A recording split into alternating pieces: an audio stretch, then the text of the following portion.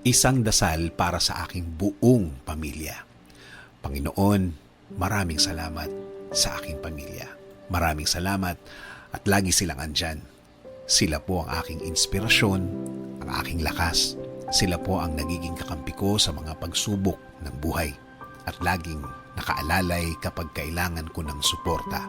Lord, kasama po ng aking dasal na ito na mas mapalapit sila sa iyo, mas makilala ka nila, mas malaman pa nila ang iyong kabaitan, kasama ng nakita nila sa aking buhay na ikaw ang pinagkukunan ko ng lakas sa araw-araw.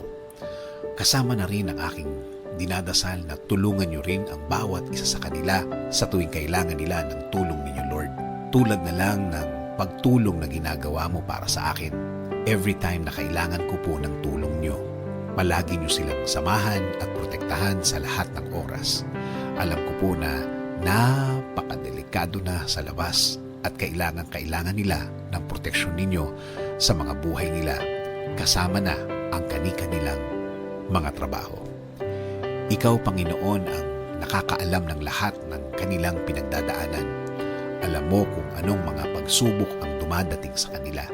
At alam ko, Lord, na ikaw lang ang makakatulong at makakasuporta sa kanila dahil alam mo ang kani-kanilang mga buhay.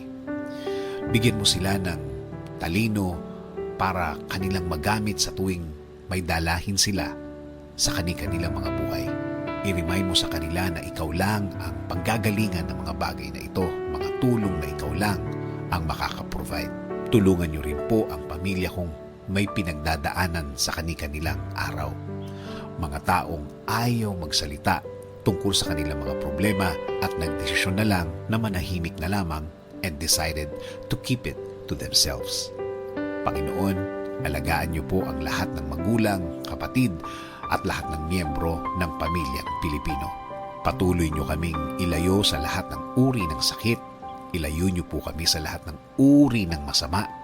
Manatili po sana ang inyong peace sa aming mga puso at isipan.